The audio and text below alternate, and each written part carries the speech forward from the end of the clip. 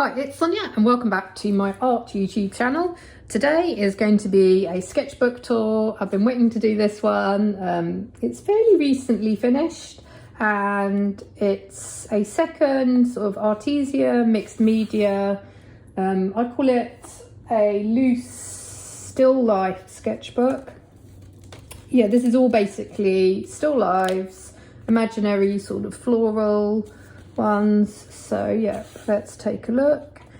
And do you know what, it's not dated. I didn't want to date this one because sometimes I do think, oh, I might scan some of these in, maybe make them into prints, or I'm not sure I should probably in the future. Actually, it would be quite handy to date it, or even do little post-it notes of what I was sort of thinking. I can tell you basically the theme and how I sort of approach this is pretty similar to my other floral still life sketchbook.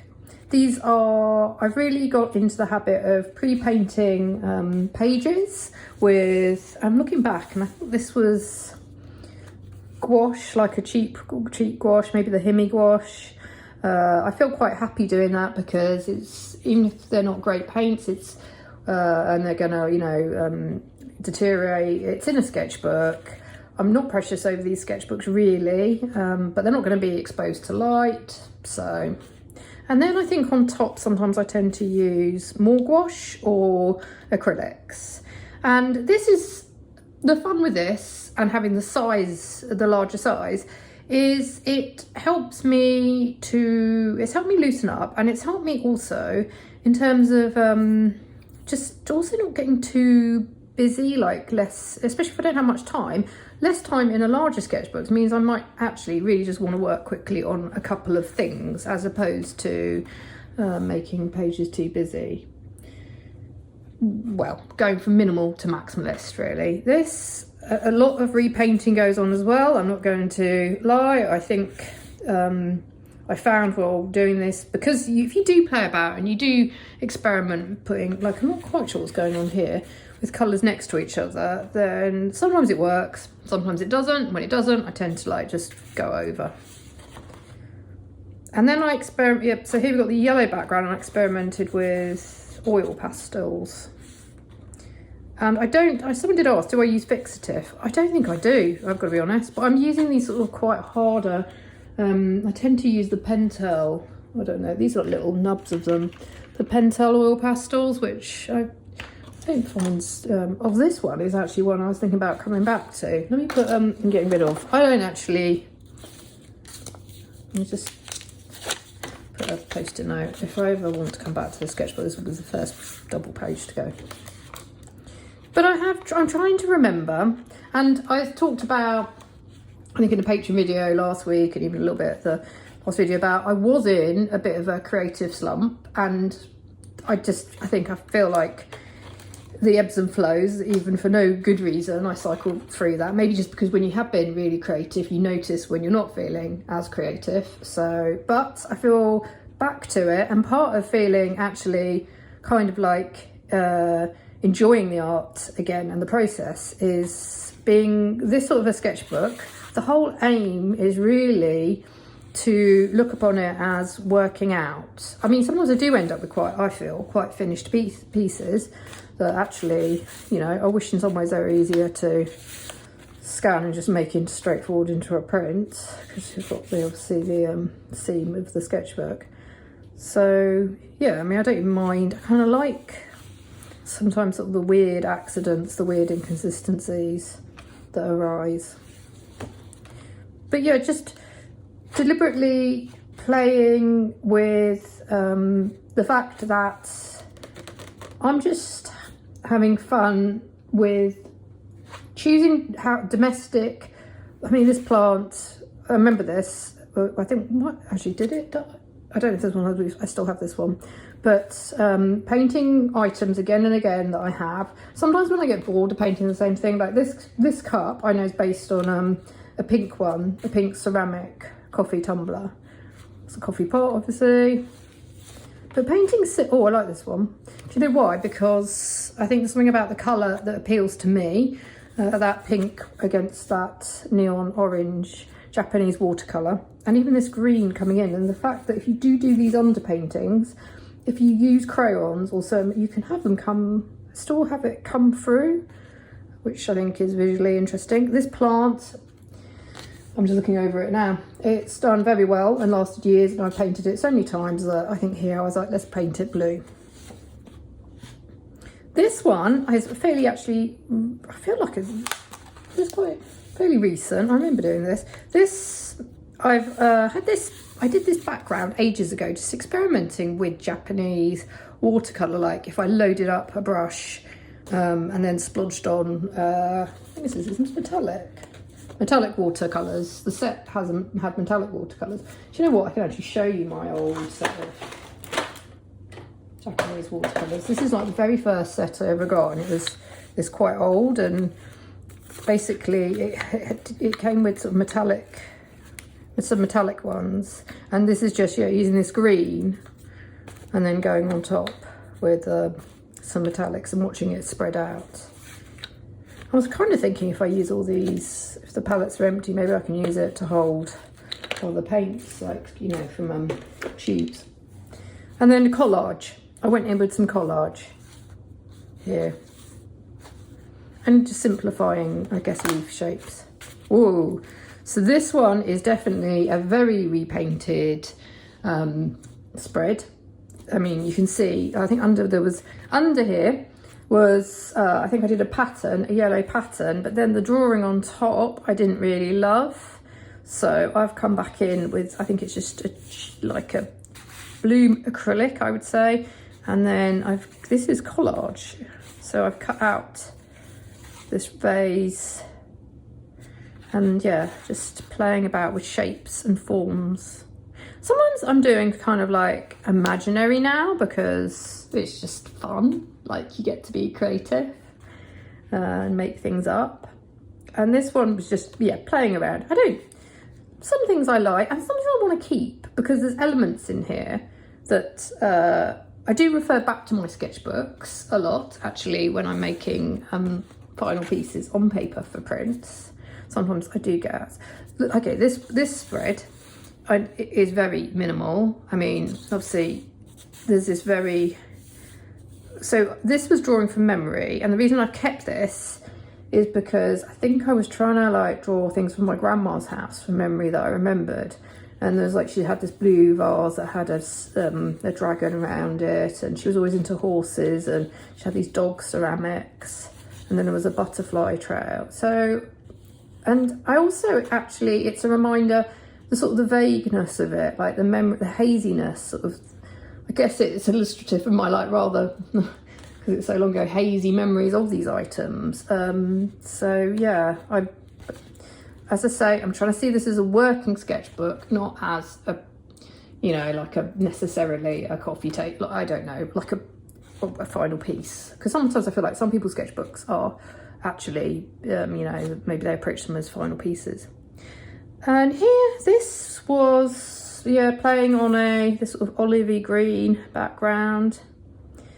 What did I like? Yeah, I kind of liked how I've gone in with these flowers and sort of bringing it allows you also to play around with simple composition setups. Like I do tend to go for 3 items, or you know, you could play around with these things so much, couldn't you? And here the great thing about these sketchbooks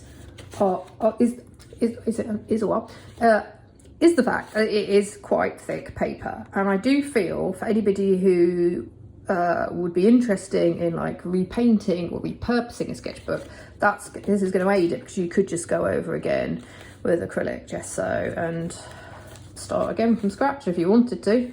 But yeah, this one I'm not sure. I went over with the white, but if I see it as a holder of ideas, there's elements here that I do like. I try to keep to remind myself I don't have to overcomplicate colours, I just have 2 colours. Okay, this one I think I made, this was a little bit more kitsch or busy. I went into more detail with I think this is acrylic gouache. Just making very patterned vases, and going into, like, I guess this was from, sometimes I've got photos of old flowers on my phone, like, and then I'll take like the outlines. I think it's with peonies. I did do a process video on this one, didn't I? I can't remember now. But yeah, this is one I enjoyed a lot. I just really enjoyed limiting the palette and then coming in the end with this, because this plant, it trails all those sort of roots. I probably should have repotted it, but I didn't. So I felt like I made it look a bit like veins, but I think it just adds a you know, an interesting element. It's a reminder that you can like keep to sort of a colour scheme and then add something somewhere to draw the eye. Here I was playing about with Posca pens. I think I did these dots and keeping, I think this is like near colour crayons. Yeah, and I wanted to keep the background coming through like this. Oh, it was like around, oh, this was Thanksgiving, and this was from memory, and I drew, which is, yeah, this was, I really like this spread because it's captured the time when I did it. That's quite handy, I did write that down, and some of our like wedding china that I've painted. And I like how I've actually, so yeah, you can see, so I do faint outlines with a pencil, like a Prismacolor pencil, but then I don't ever spend too long on the drawing now, because I know if I'm going to go heavy and loose with gouache, it's just going to get covered up. But I kind of like sort of the very looseness, and it's not completely detailed. I'm really into the wonky now, I'm not going to lie. Sometimes I don't like it if things are too realistic or as they are, because yeah, I mean, I'm not going to be the best. I'm not going to be necessarily a hyper-realist artist. I don't think I've got the patience anymore for that. And on the other hand, if I want something super realistic, I can take a sort of a still life photo with my phone. So now, for me now, it's about playing around a little bit more visually. But on the other hand, saying that, I do also from time to time just like to practice, I guess, my skills with drawing. So I do sometimes just want to draw things from life. And this is, yeah, I was just playing around with the line here, putting the vase on, I don't know, playing about, I guess, with visually. I quite like that, these colours against the orange. That is actually from, so this is drawing from memory. I've been doing also, because I'm a bit lazy and if I just want to get painting, I don't want to have to get things in and set up a still life. I feel that then, number one, the space, like it's going to take another 20 minutes to do that. So sometimes I just want to get going and make a painting, and you know, and give myself more time to do the painting, because you still got to get the paints out and all that. So this is definitely a bit more creative. I think I was just, you know, getting some ideas from Pinterest and then just making my own stuff up. I feel that, so the advantage, okay, sometimes of studying from life and doing fairly loose realistic drawings is I think it helps you then when you want to draw things from memory as well.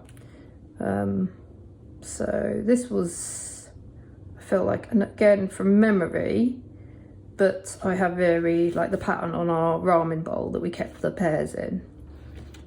And I've also deliberately, when I did this drawing, I could have gone in and painted it, but I like how the lines, these are near colour, or I don't know if they're ones or two, stand out against this opaque background.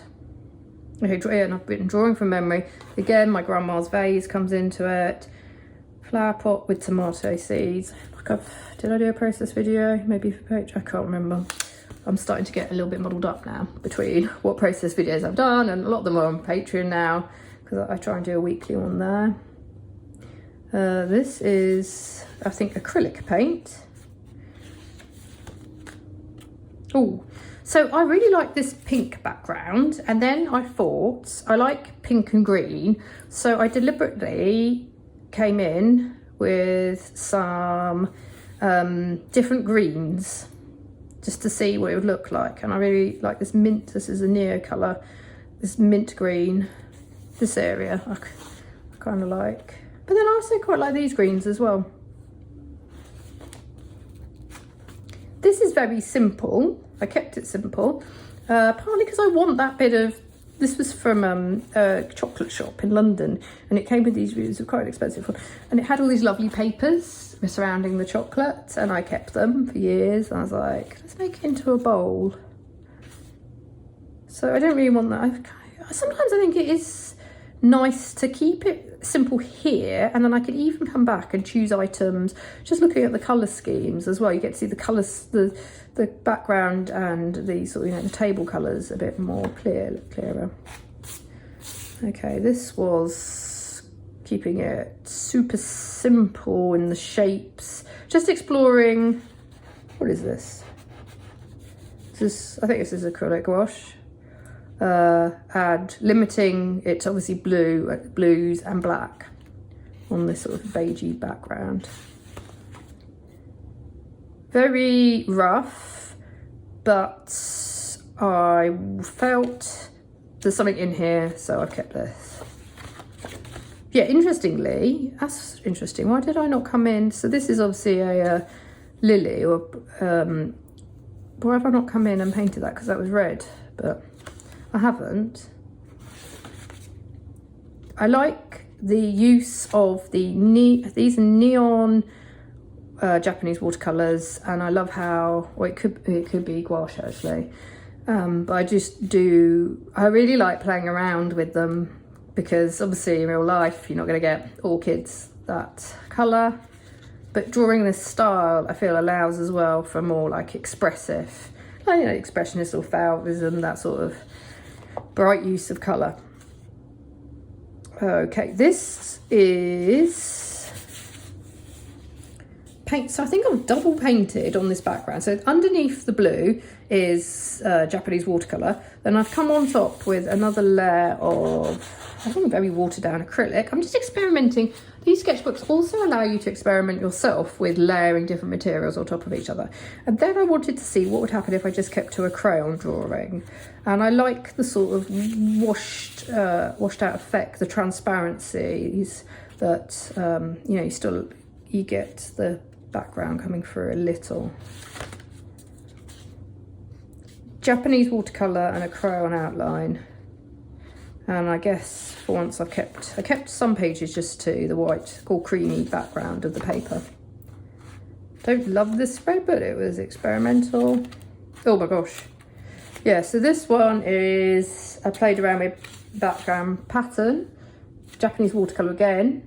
So my thinking actually, if you want to know, like, for my ideas with this was, because this is good paper, the first layer, if I'm ever gonna want to go in with something, I'm probably going to want to go in with watercolour and play and push myself with the watercolours, because the reality is I can come back over, if I don't like it, I can come back over the watercolour with acrylic and with gouache. Whereas if you start off with heavy acrylic, then you can't really, as far as I know, I might be wrong on this, but it's going to be harder, well, maybe if you use gesso or matte gesso, but it's harder on, especially the shiny acrylics, to lay watercolour on, because it's going to just like not come off.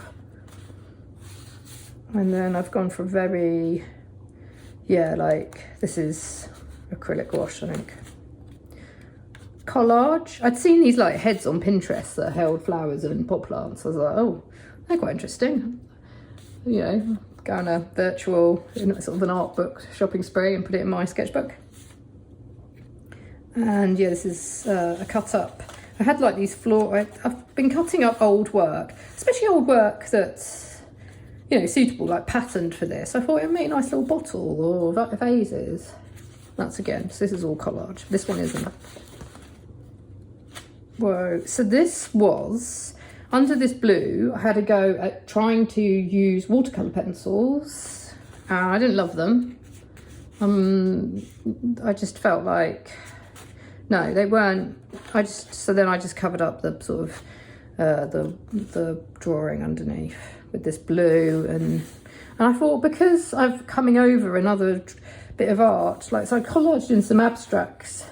There's some, oh my gosh, there's lined, like, you know, those note cards here. So it's got layers as well. And because I think I'd painted over it again, it sort of freed me up to go even more experimental and loose. Another sort of kitschy, bright scene. This is Collage. Here, this was, I like this, just going, this is acrylic gouache. It's taken me a while to get used to acrylic gouache, but I really like it now. I can see, I like the fact that, you know, it dries and it's not going to be sort of, sometimes like when you come over a gouache again, you can lift it. It's fixed, and I also, you know, I love the opacity. It's very saturated, and I feel like this, for whatever, this composition is super simple, but it works. Here, playing with oil pastel, and yeah, it's quite heavy on this vase. Oh, and then I was like, sometimes it is good to have little notes to yourself if there was something quite fun that you were experimenting with, or ideas that you sort of come up with. But draw the flowers within the vase, and then, so I think I drew those flowers, and I was like, well, I'm going to put those flowers, or try to, a little bit, into the vase as well, as a pattern on the ceramics. What I love about ceramics, I think I'm drawn to, is that you can then come up with your own ceramic designs, or, you know, use like I love pattern. Sometimes but pattern works really well on vases and bowls.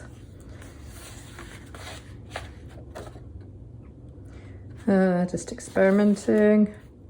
This one was, I remember, I think I was having a bit of another creative, just trying to get going again. And this sparked me getting into the zone of, yeah, like I used hard pastels, like seeing it as a sketchbook as a place to throw lots of stuff down, like make the line, like I feel like sometimes we see so much art because I'm bombarding you with lots of visual YouTube videos and stuff, but we are, let's be honest, bombarded now in kind of a good way, but with lots of visual imagery, artistic imagery. We see so many more artists.